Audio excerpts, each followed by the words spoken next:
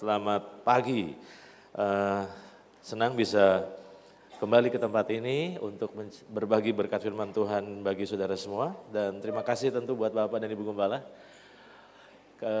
Saya percaya bahwa Tuhan sedang bekerja dengan luar biasa di tengah-tengah kita. Amin, saudara. Di kebaktian yang pertama ini, saya ingin mencoba berbagi kepada saudara sebuah pelajaran yang hari-hari ini Tuhan ajar kepada saya, dan bukan cuma hanya diajar, tapi saya benar-benar mengalaminya, menghidupinya, dan saya ingin coba berbagi kepada saudara. Dan saya mau beri judul sharing saya pagi ini dalam kebaktian pertama ini adalah paradoks kedewasaan. Tentu kalau saudara mendengar kata paradoks itu adalah sesuatu yang sepertinya bertentangan. Nah, kita akan lihat, kita akan belajar sebentar tentang paradoks kedewasaan. Ya dulu sebentar saudara. Sebelum saya tunjukkan beberapa ayat dan kita belajar dari ayat-ayat tersebut, maka saya ingin membuka dengan kalimat ini. Sadarkah kita bahwa kedewasaan adalah dambaan dari semua orang? Oke?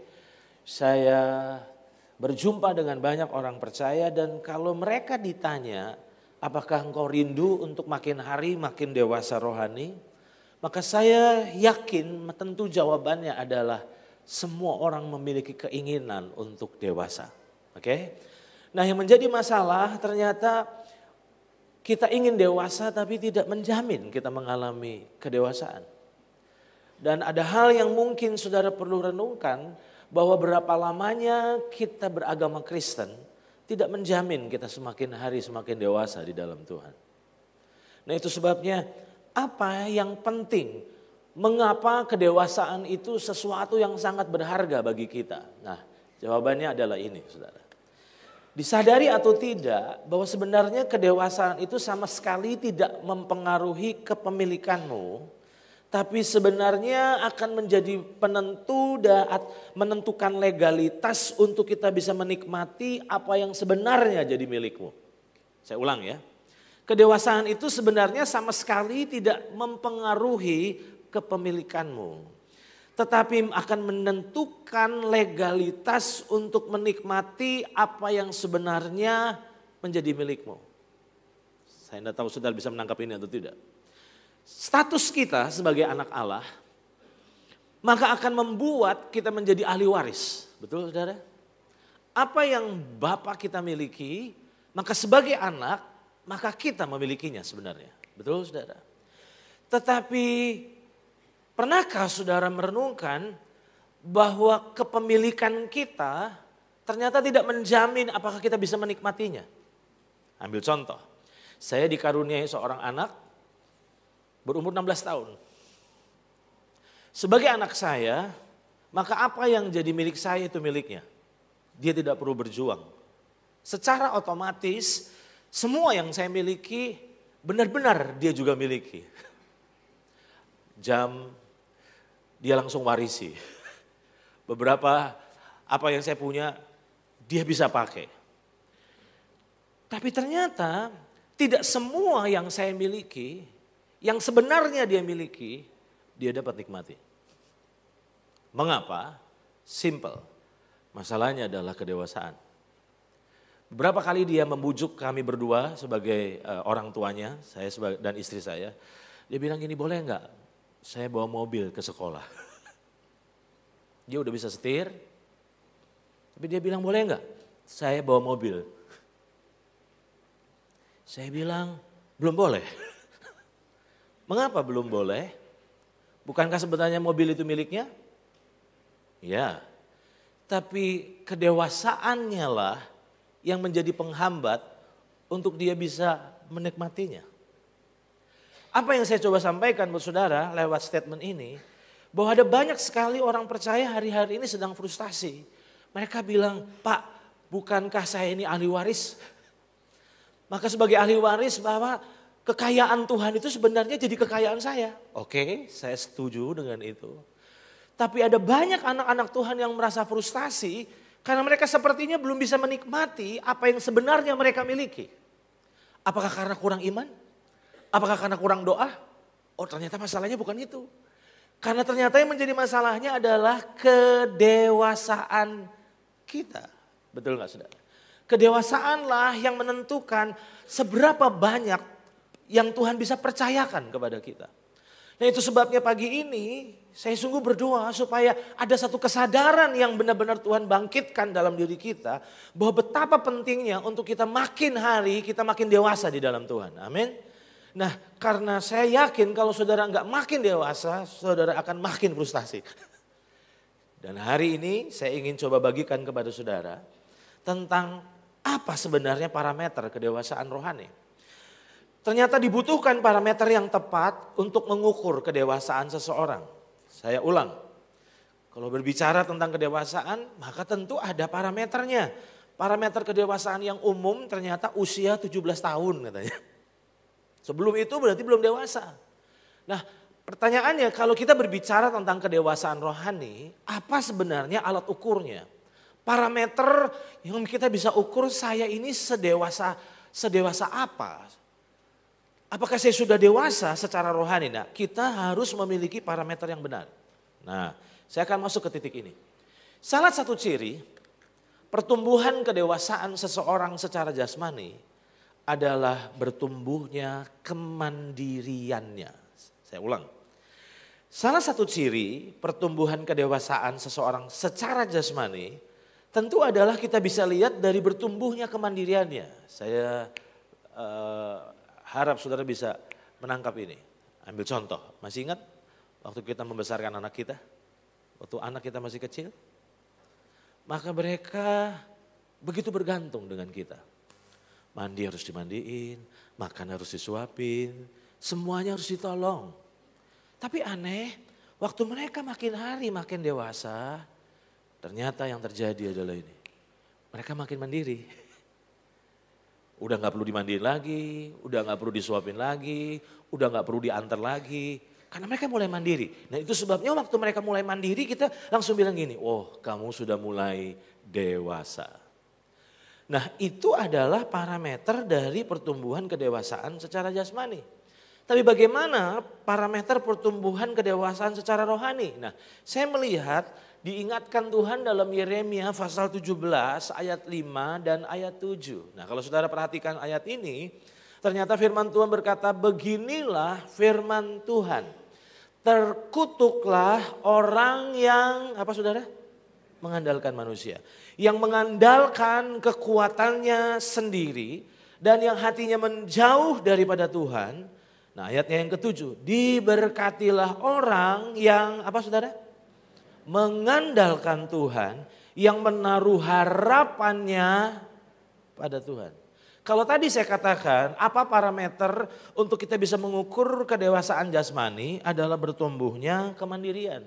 Tetapi paradoksnya adalah ini, ketika kita mulai mengukur kedewasaan rohani, ukurannya adalah bukan makin bertumbuhnya kemandirian, tapi saya mencatat di sini bahwa salah satu ciri pertumbuhan kedewasaan secara rohani adalah justru ketika bertumbuhnya kebergantungan.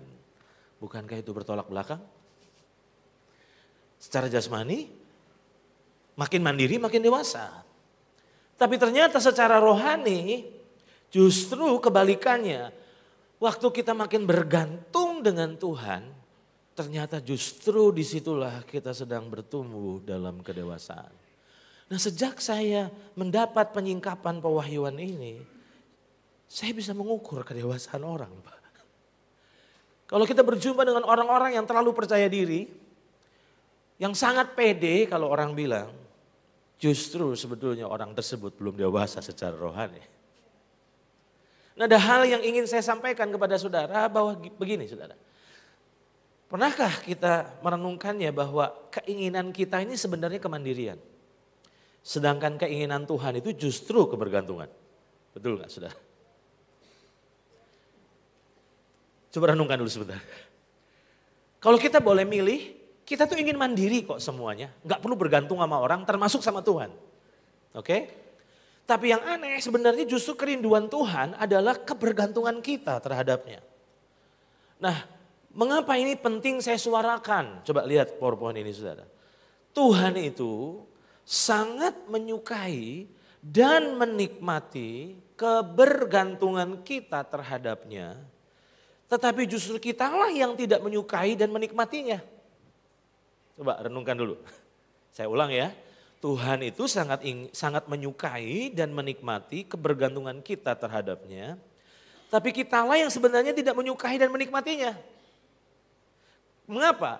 Karena saat kita mengandalkan Tuhan, maka kendali ada padanya, bukan ada pada kita. Cara dan waktunya adalah haknya. Saya ambil contoh. Waktu kita bergantung sama Tuhan, sebenarnya daging ini gak nikmatin. Setuju saudara? Bergantung. Bergantung tuh gak enak. Karena apa? Karena kita percaya bahwa Tuhan itu pasti tolong kita. Ya, kita tentu yakin itu. Tapi kan waktunya dia yang tentuin. Caranya juga dia yang tentuin. Itu sebabnya secara jujur daging kita tidak menikmatinya. Tersiksa rasanya karena sebenarnya kita cuma bisa berharap, tapi kita nggak bisa memastikan kapan dia tolong kita. Saya setuju kita selalu menghibur diri kita dengan berkata, Pak Tuhan itu nggak pernah terlambat. Saya setuju. Tapi pernahkah juga saudara sadar Tuhan juga nggak pernah terlalu cepat. Itu yang menyebalkan menurut saya. Iya, dia nggak pernah terlambat memang. Tapi dia juga nggak pernah bergerak terlalu cepat. Selalu pas. Nah pas menurut dia itu nggak enak buat kita. Betul nggak saudara? Nah mengapa kebenaran ini penting? Karena sebenarnya saat kita bergantung sama Tuhan, Tuhan itu nggak ngerasa direpotin. Coba saudara renungkan. Waktu kita bergantung sama Tuhan, Tuhan nggak bilang aku risih. Kenapa sih terus ngerepotin gitu. Kalau sebagai orang tua, waktu anak kita yang harusnya udah beranjak dewasa terus masih bergantung, kita merasa gini, aduh kenapa sih? Ayo dong sendiri gitu. Tetapi ternyata aneh, ketika kita berurusan dengan Tuhan, justru waktu kita berkata Tuhan, tolong aku hari ini. Aku gak bisa Tuhan. Sebentar aku mau pergi ke kantor.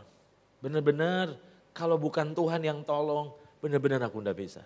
Dan saya mau katakan ketika saudara melakukan itu sama Tuhan, Tuhan tidak merasa direpotkan. Justru Tuhan merasa menikmati kebergantungan kita terhadap Tuhan. Amin saudara. Nah mengapa parameter kebergantungan kita sama Tuhan ada menjadi parameter kedewasaan rohani kita? Ternyata kalau Bapak Ibu Saudara perhatikan dalam Injil Yohanes pasal 5 ayat 19. Dan Injil Yohanes pasal 5 ayat 30 ternyata Yesus memberi teladan buat kita. Apakah itu? Coba perhatikan ini. Yohanes pasal 5 ayat 19. Maka Yesus menjawab mereka katanya. Perhatikan ini. Aku berkata kepadamu sesungguhnya apa saudara? Anak tidak dapat mengerjakan sesuatu dari dirinya apa saudara? Sendiri. Jikalau tidak ia melihat Bapa mengerjakannya, sebab apa yang dikerjakan Bapa itu juga dikerjakan anak. Waktu saya baca ini jujur saya bingung. Bukankah Yesus itu Tuhan? Kenapa dia bilang sesungguhnya aku tidak dapat mengerjakan sesuatu dari diriku sendiri? Ingat saat itu dia adalah 100% manusia. Saudara masih ingat itu? Filipi pasal 2 dikatakan dia telah mengosongkan dirinya dan menjadi 100% manusia. Dan sebagai manusia saat itu Yesus memberi teladan buat kita, dia bilang gini, aku gak bisa berbuat apa-apa dari diriku sendiri. Dan kalau saudara perhatikan dalam Injil Yohanes 5 ayat 30, perhatikan ayat ini, Yesus kembali berkata, aku tidak dapat berbuat apa-apa dari diriku sendiri. Coba saudara sekali beryesus, dia bilang aku gak bisa berbuat apa-apa dari diriku. Kayaknya jangan-jangan kita lebih hebat dari Yesus. Merasa bisa. Sedangkan Yesus sebagai manusia saat itu dia berkata aku gak bisa berbuat apa-apa dari diriku sendiri. Dia bergantung penuh. Nah seberapa besar kebergantungan saudara terhadap Tuhan? Coba saudara lihat perempuan berikut ini. Renungkanlah. Apa yang perlu direnungkan? Seringkali dibutuhkan harga yang sangat mahal dan waktu yang sangat lama demi menyadarkan betapa rapuhnya dan lemahnya hidup kita tanpa Tuhan. Coba renungkan dulu sebentar. Seringkali dibutuhkan harga yang sangat mahal dan apa? Waktu yang sangat lama untuk membuat seseorang sadar, saya ini rapuh ternyata. Saya diizinkan ketemu dengan beberapa pengusaha yang kolaps, Pak. Habis. Semuanya rontok. Usaha yang dibangun bertahun-tahun kolaps begitu rupa dan bankrupt. Dan setelah habis semuanya, orang ini ngomong gini, Pak, ternyata saya nggak bisa. Waktu saya dengar gitu saya mikir gini, kenapa butuh semua habis baru sadar bahwa kita nggak bisa. Pernah saudara melihat ada orang yang sampai sadar betapa lemahnya kita dan rapuhnya kita tanpa Tuhan, itu butuh ancur-ancuran dulu. Butuh waktu yang sangat lama untuk sampai kita jadi sadar, oh ternyata memang saya nggak bisa. Hari-hari ini saya banyak berjumpa dengan orang-orang yang masih percaya diri. Kita lebih mengandalkan pengalaman kita lebih mengandalkan jam terbang kita lebih mengandalkan tentang kepintaran kita ngerasa bisa. Padahal sebenarnya tanpa Tuhan kita tidak bisa. Ketika saya renungkan ini saya jadi ingat akan kisah yang kita bisa temukan dalam Injil Lukas pasal 15 ayat 14 dan ayat 17. Apa yang kita bisa pelajari? Masih ingat tentang perumpamaan si bungsu yang dicatat dalam Alkitab? Ketika satu hari Alkitab katakan bahwa dia mendatangi papahnya dan dia minta warisannya. Dan Alkitab katakan bahwa bapaknya memberikannya. Dan waktu dia mendapat apa yang diinginkannya, Alkitab katakan dia pergi ke negeri yang jauh. Setelah dihabiskan semuanya. Kalau saudara perhatikan ayat 14. Tapi kalau sebelumnya saudara pelajari, ketika dia udah dapat, Alkitab bilang keesokan harinya dia pergi ke negeri yang jauh. Nah waktu saya renungkan pergi ke negeri yang jauh, saya bertanya, kenapa dia harus pergi ke negeri yang jauh? Bukankah dia udah dapat apa yang dia inginkan? Waktu saya renungkan, saya jadi sadar. Apa yang saya sadari? Selama dia tinggal di rumah papanya, maka dia gak punya kebebasan, betul? Dia gak punya kebebasan. Hari ini dia beli motor, besok beli motor lagi.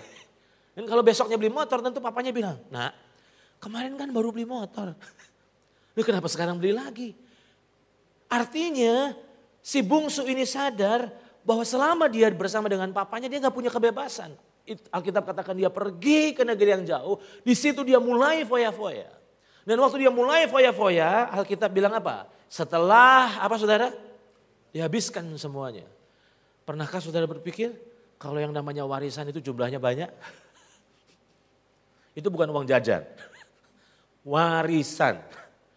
Dan ternyata habis. Oke, perhatikan. Timbullah bencana kelaparan di negeri itu dan ia pun mulai apa saudara? Melarat. Habis. Tapi kira-kira orang ini sadar belum? Masih belum loh saudara. Ingat. Lalu ia pergi, harusnya ia pergi ke rumah bapaknya pulang. Tapi ternyata lalu ia pergi dan bekerja pada seorang majikan di negeri itu dan orang itu menyuruhnya ke ladang untuk menjaga babinya. Lalu ia ingin mengisi perutnya dengan ampas yang menjadi makanan babi itu, tetapi tidak seorang pun yang memberikan kepadanya di titik itu. Lalu ia apa saudara? Menyadari keadaannya. Katanya, betapa banyaknya orang upahan bapakku yang berlimpah-limpah makanannya. Tapi aku di sini mati kelaparan. Di titik dia sadar. Dia bilang benar. Saya gak bisa jauh dari bapak. Dan akhirnya dia memutuskan untuk pulang.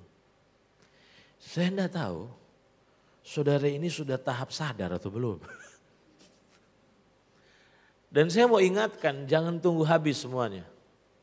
Baru akhirnya saudara bertekuk lutut di hadapan Tuhan dan bilang, Tuhan, aku ternyata butuh Tuhan.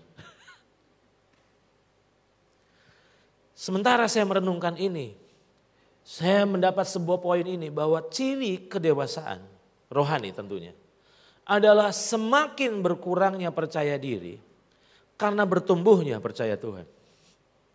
Oke, saya ulang. Salah satu ciri kedewasaan rohani itu justru terlihat di saat semakin berkurangnya percaya diri karena bertumbuhnya apa saudara? Percaya Tuhan.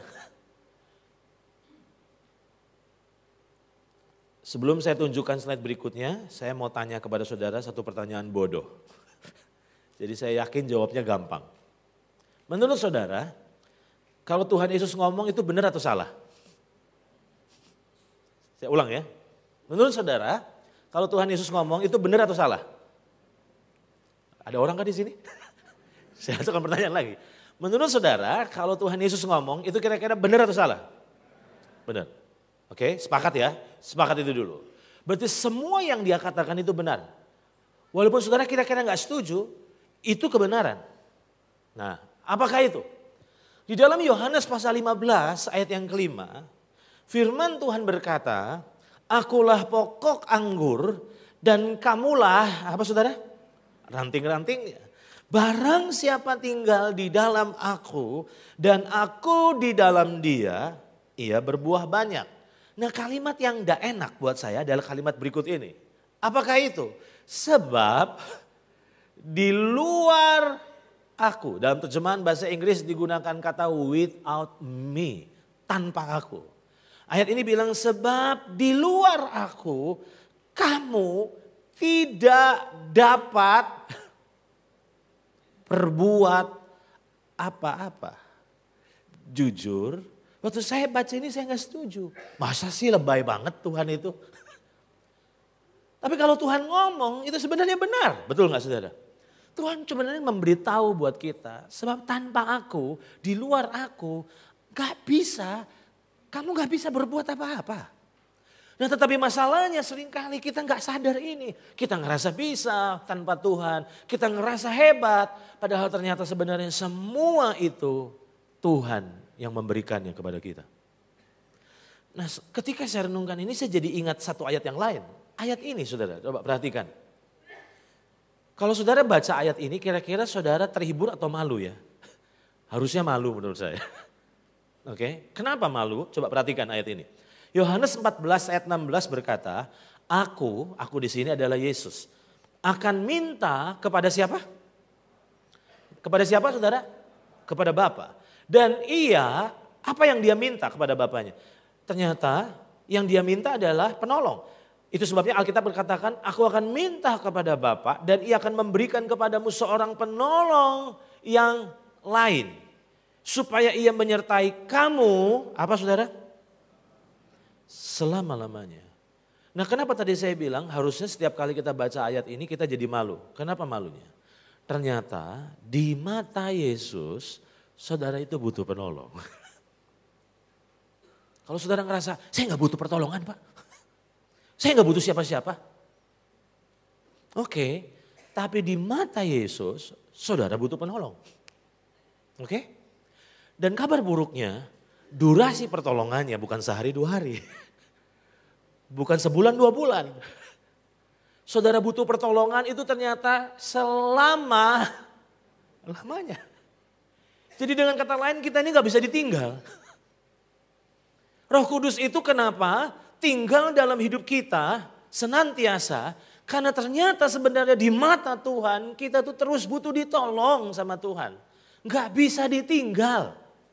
Nah masalah dengan banyak orang percaya belum sadar titik ini.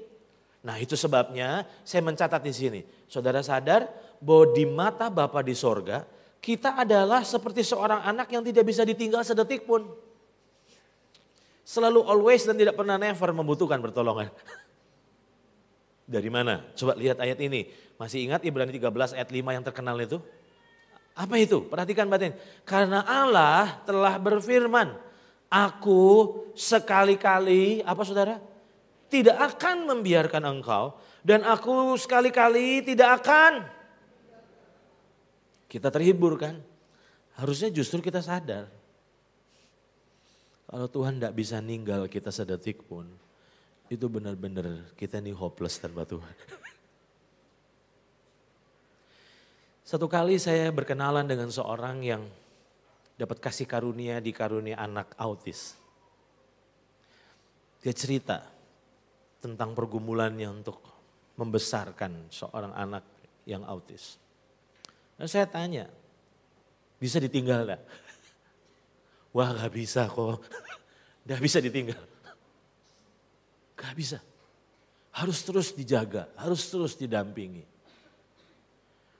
Waktu saya dengar statement itu, saya jadi sadar. Di mata Tuhan itu sebenarnya kita seperti anak autis, saudara. Gak bisa ditinggal. Itu sebabnya Tuhan bilang, aku tidak akan pernah biarkan, aku tidak pernah bisa tinggalkan kamu sedetik pun. Karena apa? Ternyata di mata Tuhan, kita ini sebenarnya lemah. Cuman kita aja yang ngerasa hebat, cuman kita aja yang ngerasa bisa. Padahal sebenarnya kita tidak bisa tanpa Tuhan. Nah itu sebabnya hari ini mengapa saya memberitakan ini. Nah ini saudara, coba lihat PowerPoint berikut ini. Ternyata bukan kemudahan, tetapi sebenarnya kesulitanlah yang berjasa mendewasakan diri kita. Saya ulang. Makanya orang Kristen harus punya kacamata yang benar. Kita ini selalu ikut Tuhan demi kemudahan kok. Padahal yang kita butuhkan untuk dewasa justru bukan kemudahan. Beberapa hari lalu saya chat dengan salah satu anak rohani saya. Dia bilang gini, susah kok. Saudara mau tahu jawaban saya apa? Kalau semuanya mudah, kita gak butuh Tuhan. Saudara paham maksud saya? Dia curhat, dia bilang susah kok, gak mudah kok. Maksud dia chat itu langsung saya jawab. Kalau semuanya mudah, maka untuk apa kita butuh Tuhan? Itu sebabnya hari ini, saya berharap saudara nangkap sesuatu yang penting nih. Tuhan mau kita dewasa? Saya ulang, Tuhan mau kita dewasa? Ya. Dan salah satu ciri kedewasaan rohani justru ketika bertumbuhnya apa? Kebergantungan. Nah untuk membuat kita bergantung dan makin bergantung gimana caranya? Tuhan izinkan kesulitan demi kesulitan. Karena lewat kesulitan demi kesulitan kita jadi makin hari makin sadar bahwa ternyata kekuatan kita enggak seberapa. Coba saudara lihat PowerPoint berikut ini. Saudara pernah menyadari bahwa kita dapat percaya Tuhan sebelum berhenti percaya diri? Kita tidak dapat percaya Tuhan sebelum kita berhenti percaya diri. Satu kali saya diizinkan oleh seorang pengusaha yang sedang kolaps Pak. Habis semuanya. Dan ketika saya berjumpa dengan orang ini dia curhat buat saya. Dia bilang aduh hancur. Habis, padahal dia udah bertahun-tahun ada di usaha ini dan habis ludes dada bekasnya. Dan saudara mau tahu dia curhat kepada saya dan dia bilang begini, saya sekarang udah gak percaya diri. Saudara mau tahu jawaban saya? Saya bilang bagus itu. Lalu dia bilang, loh kok bagus? Saya bilang bagus. Karena ketika engkau udah gak percaya diri, di situ engkau mulai bisa percaya sama Tuhan. Apa yang membuat kita gak bisa percaya Tuhan? Karena masih percaya diri. Itu sebabnya hari-hari ini sadarkah kita bahwa Tuhan sedang menghabisi percaya diri kita? Oke, nah lihat ayat ini. Di dalam 2 Korintus pasal yang pertama, ayat yang ke-8 sampai ayat yang ke-9. Ayat ini adalah ayat yang tidak populer dan bahkan kurang dibahas. Yang sering dibahas adalah statement Paulus yang berkata pencobaan-pencobaan yang kita alami adalah pencobaan biasa yang tidak melebihi kekuatan kamu. Oke, saya setuju. Tapi ada tipe pencobaan yang lain. Apa itu? Lihat di dalam 2 Korintus pasal pertama ayat 8 sampai 9. Sebab kami mau saudara-saudara supaya kamu tahu akan penderitaan yang kami alami di Asia Kecil. Dia lagi curhat. Paulus lagi curhat, jadi bukan cuma saudara yang bisa curhat, dia pun bisa curhat. Dia lagi ceritakan, nah terus beban yang ditanggungkan atas kami adalah begitu besar, besar aja udah bikin repot. Dan begitu berat, udah besar, berat lagi. Nah, kok kayaknya Tuhan tuh kejam sekali ya. Loh. Kok kenapa dibiarkan nanggung beban yang besar, terus berat lagi. Coba perhatikan kalimat selanjutnya. Sehingga kami, apa saudara? Telah putus asa juga akan hidup kami. Bahkan kami merasa seolah-olah kami telah dijatuhi hukuman mati. Jadi saya mau tanya. Berarti Paulus itu sedang alami masalah berat gak? Masalah yang sangat berat. Dan dalam titik itu dia putus asa. Saudara sedang putus asa? Dilihat dari mukanya beberapa lagi menuju putus asa. Paulus mengalaminya.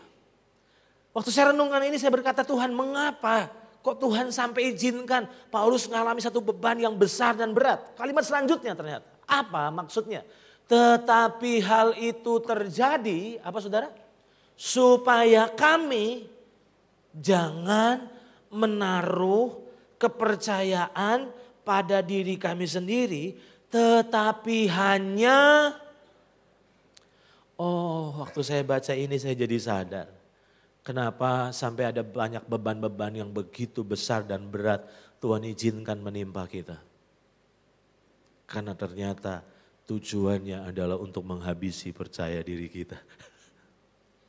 Tujuan Tuhan itu tidak membuatmu jadi bunuh diri. Saya selalu bilang, kalau ada yang bilang, waduh aku udah putus asa, udah bunuh diri aja. Saya bilang itu nyasar. Sebenarnya tujuan Tuhan itu cuma sampai titik engkau putus asa dan sadar bahwa engkau butuh Tuhan. Itu aja.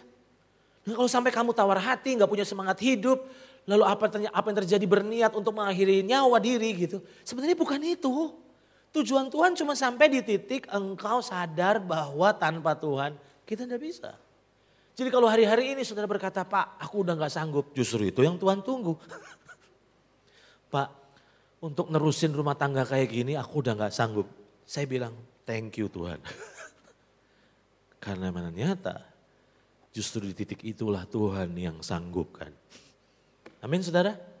Nah sekarang apa manfaat kesadaran akan kerapuhan dan kelemahan kita. Ternyata makin sadar bahwa kita lemah dan rapuh tanpa Tuhan, itu manfaatnya besar. Ada 3 dengan cepat. Yang pertama ternyata makin hari waktu kita makin sadar bahwa ternyata iya, ternyata tanpa Tuhan saya nggak bisa.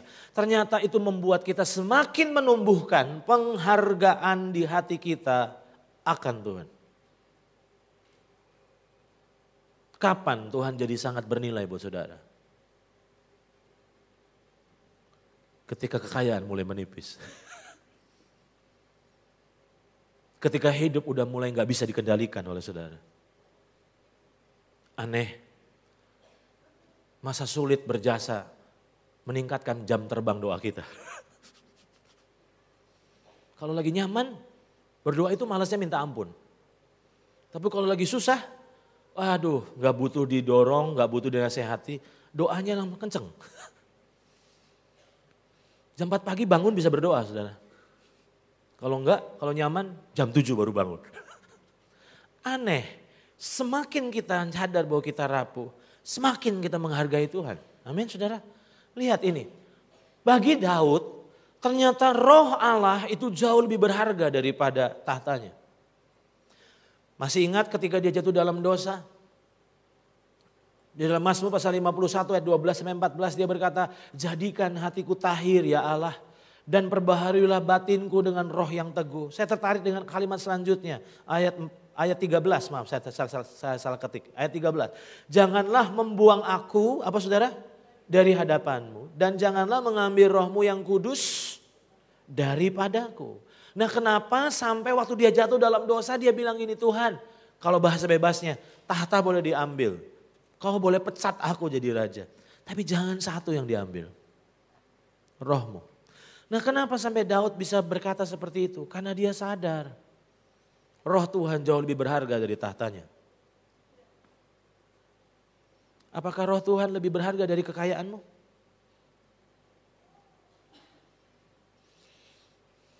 Daud lihat 2 pendahulunya. Begitu ditinggalkan roh Tuhan, habis. Masih ingat Simpson? Kuatnya minta ampun. Itu kalau zaman sekarang preman. Begitu roh Allah ninggalkan, dari preman yang ditakuti, jadi pelawak, dipermalukan. Yang kedua, Daud belajar dari sejarah. Saul, dia lihat dengan mata kepala sendiri, seseorang yang ditinggalkan roh Allah, itu seperti orang gila. Di titik itu, dia menghargai Tuhan. Karena dia sadar bahwa Tuhan itu jauh lebih bernilai dari apapun. Yang kedua, kalau saudara renungkan, apa manfaat waktu kita bertumbuh dalam kesadaran betapa lemah dan rapuhnya kita tanpa Tuhan. Yang kedua adalah semakin memudahkan dipimpin oleh Tuhan. Betul saudara?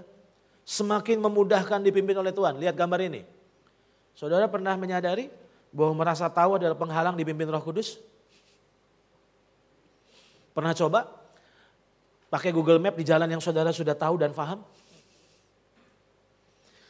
Berbeda kalau saudara menempuh sebuah perjalanan yang saudara benar-benar gak tahu total. Maka ketika alamatnya di set, langsung terus mulai saudara melakukan perjalanan, begitu Google Map mulai memimpin, yang namanya gak tahu itu namanya berserah total. 400 meter belok kiri, udah siap-siap belok kiri. Tapi coba kalau jalannya udah saudara tahu, jalannya saudara udah kuasai. Begitu Google Map bilang 400 meter belok kiri, saudara langsung protes. Loh kok belok kiri? Harusnya terus dong. Kenapa? Karena merasa tahu. Kenapa seseorang susah dituntun Roh Kudus? Padahal Roh Kudus ingin tuntun kita, setuju saudara? Itu janjinya bahwa kita akan dituntun oleh dia. Tapi kenapa sampai kita nggak dituntun sama dia? Bukan karena dia nggak bisa, tapi karena kita merasa tahu. Coba. Waktu saudara merasa tahu, kapan saudara tanya Tuhan? Waktu saudara sadar bahwa saudara ternyata nggak tahu. Baru saudara, Tuhan tolong kasih hikmat, mesti ngapain nih? Yang kedua, yang ketiga dengan cepat. Apa manfaatnya? Yang ketiga adalah ini, menjadi rem untuk kita tidak jatuh dalam godaan, apa saudara? Kesombongan. Kalau saudara sadar, semuanya itu Tuhan. Bagaimana mungkin saudara bisa remehkan orang? Kalau saudara sadar bahwa sebenarnya kalau saudara mampu itu karena Tuhan, maka bagaimana mungkin saudara bisa menyombongkan diri saudara? Ada satu ayat yang saya ingin tunjukkan kepada saudara, yaitu ayat ini. Coba lihat ini saudara. Filipi pasal 2 ayat yang ke-13, firman Tuhan berkata seperti ini. Karena Allah lah yang mengerjakan, di mana saudara? Di dalam kamu, yaitu di dalam kita, baik kemauan maupun pekerjaan menurut kerelaannya. Di dalam terjemahan New Living Translation digunakan Tuhan itu dalam diri kita mengerjakan dua hal. Desire and power. Nah atau bahasa bebasnya ternyata Tuhan yang ada dalam diri kita itu mengerjakan dua hal. Kerinduan dan kemampuan. Jadi jangan sombong. Pingin bener aja itu Tuhan. Pernah dengar orang curhat bilang gini, Pak siapa sih yang gak pengen lepas dari kebiasaan ini? Siapa sih Pak yang gak pengen hidup bener? Oke. Berarti pengen toh, pengen. Saudara jangan sombong. Kalau Tuhan tidak mengerjakannya, saudara tuh gak kepingin bener. Roh Kudus tuh mengerjakan kerinduan. Dan Roh Kudus mengerjakan kemampuan. Pertanyaan saya, kalau saudara menyadari ini, bisa gak kita sombong? Saya yakin tidak. Kesimpulan saya, akar dari kemandirian ternyata adalah kesombongan. Setuju saudara? Tetapi akar dari kebergantungan justru adalah kerendahan hati. Nah saya akan tutup pengajaran ini, nanti saya lanjutkan nanti sore. Dengan point of view yang lain tentunya. Tapi di kebaktian yang pertama ini saya mau tutup dengan ini. Kira-kira kita butuh gambar. Orang yang benar-benar tadinya percaya diri, terus sampai akhirnya percaya Tuhan, itu seperti apa sih? Nah waktu saya renungkan ini saya berkata Tuhan kasih contoh dong, kasih contoh supaya gambarnya itu, bukankah kalau gambar itu lebih jelas ya saudara? Dan waktu saya renungkan ini akhirnya Tuhan ingatkan satu tokoh dalam Alkitab, seorang itu bernama Musa. Nah coba perhatikan. Kisah Rasul pasal 7 ayat 22 sampai 25. Kalau saudara perhatikan ayat ini. Dan Musa dididik dalam segala hikmat orang Mesir. Jadi ini bukan orang bodoh. Ini orang sekolahan. Oke. Terus. Dan ia berkuasa dalam perkataan apa saudara? Dan perbuatan. Jadi ternyata dia ini berkuasa dalam perkataannya dan perbuatannya. Terus pada waktu ia berumur 40 tahun timbullah keinginan dalam hatinya. Untuk apa? Untuk mengunjungi saudara-saudaranya yaitu orang-orang Israel. Ketika itu ia melihat seorang dianiaya oleh seorang Mesir. Lalu apa yang dilakukan? Ia menolong dan membela orang itu dengan membunuh orang Mesir itu.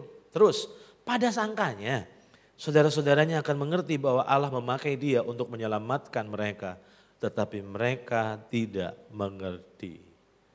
Kalau saudara membaca dalam terjemahan ini kok kayaknya kurang spesial. Tapi kalau saudara membaca dalam terjemahan bahasa Inggris Amplified Bible, saudara menemukan sesuatu yang penting. Kata timbullah keinginan dalam hatinya, ternyata dalam bahasa Inggrisnya digunakan kata it came to his heart. Itu beda. Jadi Musa itu tiba-tiba ada keinginan untuk nengok saudara-saudaranya. Dia sadar bahwa dia itu bukan orang Mesir. Oke? Ada keinginan tiba-tiba, keinginan itu untuk melihat saudara-saudaranya yang diperbudak. Dan ternyata keinginan itu bukan dari dirinya. Itu dari Tuhan. Jadi dengan kata lain ada beban dari Tuhan untuk nolong saudara-saudaranya. Tetapi pertanyaan saya, waktu panggilan itu didapat, saya mau tanya, dia responi dengan apa? Percaya diri. Makanya terbukti waktu dia lihat satu masalah, dia langsung pakai caranya. Dia pakai caranya, dia pakai kekuatannya. Dan blunder hidupnya. Alkitab katakan, coba perhatikan ini. Dalam Keluaran pasal 3 ayat 10 sampai 11. Dan Keluaran pasal 4 ayat 10. Tentu kita tahu kisahnya bahwa selama 40 tahun akhirnya dia lari dari Mesir. Seorang jenderal. Selama 40 tahun dia harus hidup di taman mertua indah. Saudara bisa bayangin orang yang punya power, percaya diri Paul kalau orang bilang. Itu butuh 40 tahun untuk percaya dirinya habis. Di titik ini Tuhan mendatangi dia. Lalu Tuhan panggil dia untuk kembali ke Mesir. Tapi waktu Tuhan kasih panggilan, apa responnya? Perhatikan ini. Keluaran pasal 3 ayat 10. Jadi sekarang pergilah, aku mengutus engkau kepada Fir'aun untuk membawa umatku, orang Israel keluar dari Mesir. Tetapi Musa berkata kepada Allah, siapakah aku ini? Maka aku yang akan menghadap Fir'aun dan membawa orang Israel keluar dari Mesir. Terus ayatnya yang keempat, pasal 4 ayat 10. Lalu kata Musa kepada Tuhan, Tuhan, aku ini tidak pandai bicara. Tentu kalau saudara baca Keluaran pasal 3 itu debat ya. Tuhan bilang, aku pilih kamu, pergi sana. Terus Tuhan bilang, aduh gak bisa Tuhan, aduh gak bisa Tuhan. Akhirnya sampai Tuhan berkata, ayo aku sertai kamu kok. Tapi masih dia berkelit, dia bilang aku gak bisa, aku gak mampu.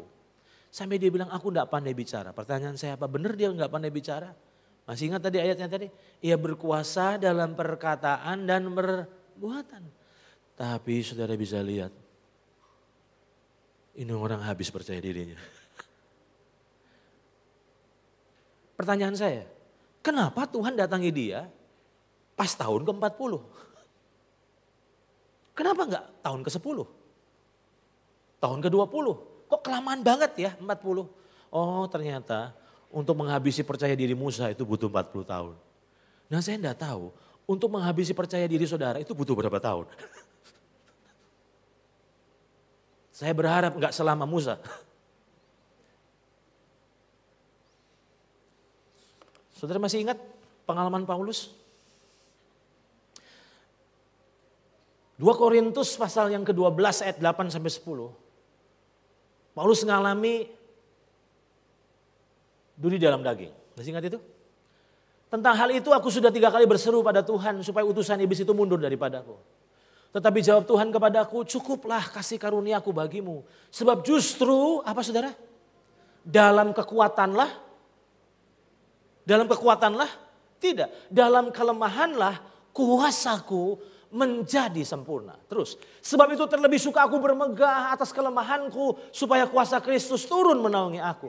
Karena itu aku senang dan rela dalam kelemahan, di dalam siksaan, di dalam kesukaran, di dalam penganiayaan dan kesesakan oleh karena Kristus. Kenapa? Kenapa dia tiba-tiba kayak seperti orang gila? Kelemahan kok seneng yo? Kita kan gak seneng. Dia bilang aku senang dan rela dalam kelemahan. Kenapa? Karena dia tahu rahasianya. Sebab jika aku lemah, maka aku kuat. Saudara pingin mengalami kuasa Tuhan yang sempurna? Tapi kuasa itu tidak akan pernah saudara alami sebelum saudara mengalami kelemahan yang sempurna. Kalau saudara masih merasa bisa, Tuhan yang kita sembah itu selalu bilang gini, tak kasih kesempatan. Saudara bilang, mau dicoba lagi? Tuhan bilang, silakan. Dia gak akan pernah menolong orang yang masih percaya diri. Karena dia hanya akan menolong orang yang percaya Tuhan. Saya minta pemain musik bisa tolong. Coba lihat gambar ini, saya berharap gambar ini bicara banyak sama saudara. Bandingkan cara dan kekuatan Musa dibandingkan dengan cara dan kekuatan Tuhan. Masih ingat tadi? Musa pakai caranya, Musa pakai kekuatannya untuk bisa memenuhi panggilan Tuhan dalam hidupnya. Betul? Gimana caranya?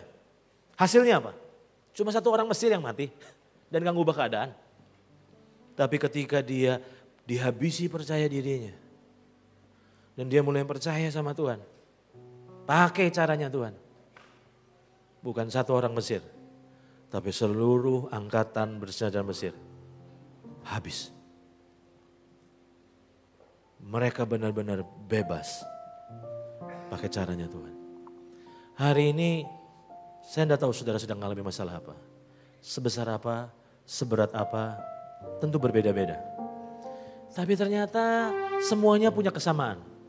Agenda Tuhan adalah mengizinkan kesulitan-kesulitan demi menghabisi percaya diri kita supaya kita bisa percaya Tuhan.